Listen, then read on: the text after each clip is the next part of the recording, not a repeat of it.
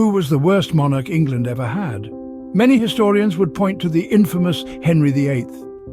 Born to the royal house of Tudor in 1491, young Henry was never supposed to become king, but fate had other plans, and in 1509 he ascended to the throne, a beacon of hope for his subjects. In his early days, he was a symbol of strength and intellect. With a towering physique and a mind as sharp as the swords he wielded, Henry VIII was a spectacle in the jousting arenas, an avid patron of the arts and a keen scholar. His reign sparked a wave of optimism across England. The people saw a golden boy on the throne, a king who was a shining example of athleticism and intellect. But as we'll soon see, the golden boy of England was not to remain so golden. The promising monarch would soon transform into a tyrant, leaving behind a legacy that would echo through the annals of history. Henry VIII's reign took a dark turn when his obsession with having a male heir drove him to extreme lengths. He married 6 times, each marriage a desperate attempt to secure a male successor. 2 of these wives, Anne Boleyn and Catherine Howard, met tragic ends, victims of Henry's ruthless pursuit of power and legacy. Anne Boleyn, his second wife and mother of the future Queen Elizabeth I, was a woman of wit and charm who dared to challenge Henry's authority. Accused of adultery and treason, she was executed on the king's orders, her death marking a chilling precedent in Henry's reign. Catherine Howard, wife number 5, was barely out of her teens when she was thrust into the deadly game of royal politics.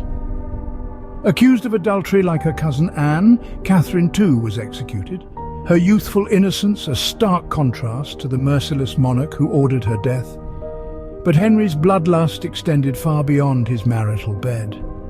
His break from Rome and the creation of the Church of England was not just a religious revolution, but a bloody purge of those who dared to oppose him. Monasteries were dissolved, their wealth seized, and those who resisted were brutally put down. It's estimated that an astounding 57,000 people were executed during Henry's 36-year reign, a testament to his paranoia and cruelty.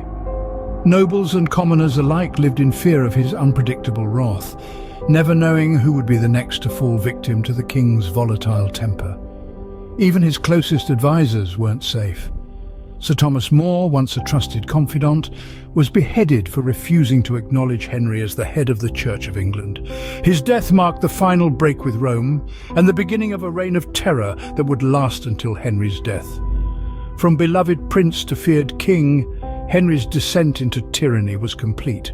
Despite his bloodthirsty reign, Henry VIII left a significant legacy. Upon this tumultuous stage of history, Henry instigated sweeping changes that would forever alter the course of England and indeed the world. His most significant and enduring contribution was the English Reformation, a seismic shift in religious and political power. In his quest for a male heir and his personal disagreements with the Pope, Henry severed ties with the Roman Catholic Church, establishing the Church of England with himself as its supreme head. This decision set off a ripple effect of religious change throughout the country. It altered the landscape of faith, shifting power from Rome to London, and laid the groundwork for Protestantism to take root in England. Henry's quest for a male heir was eventually fulfilled in the form of his only legitimate son, Edward VI. Although Edward's reign was brief due to his untimely death at the age of 15, it marked the continuation of the Protestant faith in England. Yet it was his daughters who would leave the most enduring mark on history.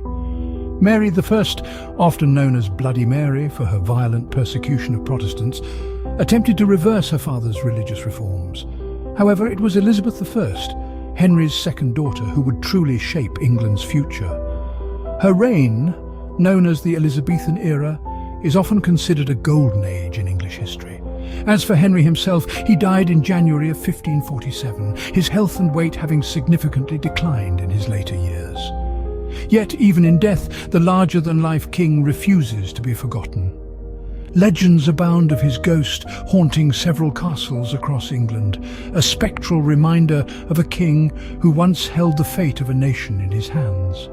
So was Henry VIII the worst monarch in English history? That's for you to decide. Regardless, his reign remains one of the most fascinating periods in English history.